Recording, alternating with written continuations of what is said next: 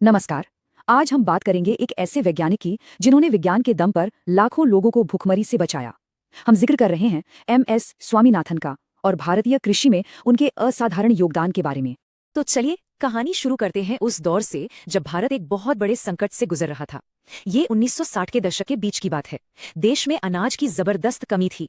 लगातार पड़ रहे सूखे और तेजी से बढ़ती आबादी की वजह से भारत अकाल जैसी एक बहुत ही गंभीर हालत के मुहाने पर खड़ा था। और ऐसे ही एक निराशा भरे माहौल में एक युवा वैज्ञानिक ने आगे आकर देश की तकदीर बदलने की जिम्मेदारी उठाई। उनका नाम था MS स्वामीनाथन। स्वामीनाथन के लिए प्रेरणा की वजह बहुत गहरी थी। साल 1943 में जब उन्होंने बंगाल का वो भयानक अकाल देखा जिसमें लाखों लोगों ने अपनी जान गंवा दी थी, बस तभी उन्होंने ठान लिया कि वो अपनी पूरी जिंदगी भारत को खाद्य सुरक्षा दिलाने में लगा देंगे। इसीलिए उन्होंने मेडिसिन या इंजीनियरिंग जैसे माने हुए फील्ड्स को छोड़कर कृषि विज्ञान को चुना। तो इस खाद्य संकट का वैज्ञानिक हल क्या था? इसका जवाब था उच्च उपज वाली किस्मों का विकास, जिन्हें हम हाई यील्डिंग वैरायटीज भी कहते हैं। अब सवाल उठता है कि ये उच्च उपज वाली किस्में या HYVs आखिर होती क्या हैं? अगर आसान भाषा में समझें तो ये ऐसे खास बीज थे जिन्हें इस तरह से विकसित किया गया था कि वो पारंपरिक बीजों के मुकाबले उतनी ही जमीन पर कहीं ज्यादा अनाज पैदा कर सकें, और यही हरित क्रांति की बुनियाद बने। स्वामीनाथन और उनकी टीम का काम करने का तरीका बड़ा सिस्टमैटिक था। देखिए, सबसे पहले तो उन्होंने नोबेल पुरस्कार विजेता डॉक्टर नॉर्मन बोरलॉग के साथ मिलकर गेहूं की मैक्सिकन बॉनी किस्मों को भारत में इंट्रोड्यूस किया। इसके बाद उन्होंने इन किस्मों को भारत की मिट्टी और यहाँ के मौसम के हिसाब से ढाला, और सबसे जरूरी कदम ये था कि उन्होंने किसानों का भरोसा जीतने के लिए सीधे उनके खेतों पर 150 डेमोन्स्ट्रेशन प्लॉट्स लगाए ताकि किसान अपनी आंखों से नतीजों को देख सकें। डॉक्टर नॉर्मन बोरलॉग ने खुद स्वामीनाथन के रोल को सराहा था। 1970 में उन्होंने कहा था कि हरित क्रांति बेशक एक टीम एफर्ट रही है, लेकिन इसका एक बहुत बड़ा श्रेय डॉक्टर स्वामीनाथन को जरूर जाता है, क्योंकि उन्होंने ही सबसे पहले मैक्सिकन बॉनी किस्मों की असली ताकत को पहचाना था। ये बात स्वामीनाथन की दूरदर्शिता को साफ साफ दिखाती है। तो इस सारे वैज्ञानिक काम का जमीन पर असर क्या हुआ? कहना होगा कि जो नतीजे आए वो सचमुच हैरान करने वाले थे। जरा इन आंकड़ों को देखिए। महज 4 फसल सीजन के अंदर भारत का गेहूं उत्पादन 12 मिलियन टन से बढ़कर सीधे 23 मिलियन टन पहुंच गया। ये लगभग दोगुना था। ये एक ऐसा जबरदस्त उछाल था जिसने देश की खाद्य स्थिति को पूरी तरह बदल कर रख दिया।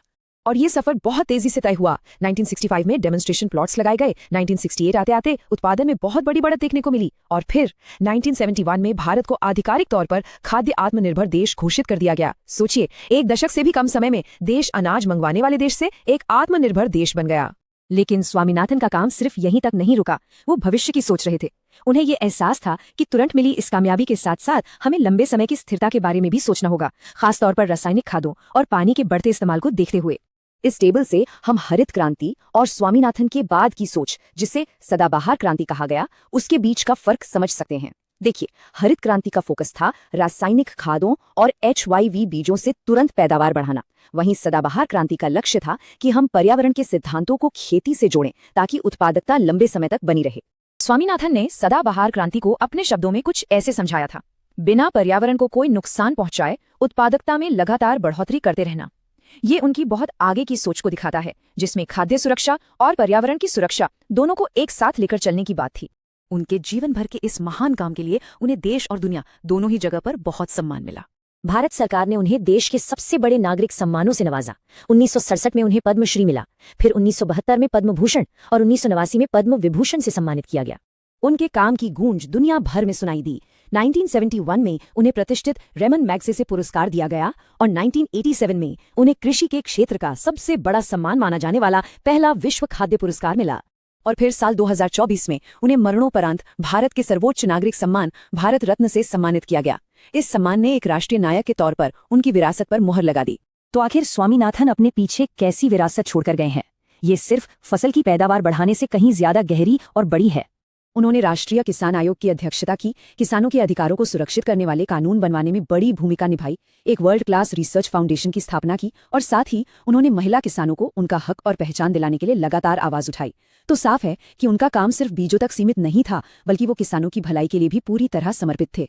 रेमन मैग्सेसे पुरस्कार लेते वक्त कहे गए उनके ये शब्द उनके पूरे जीवन के काम का निचोड़ है।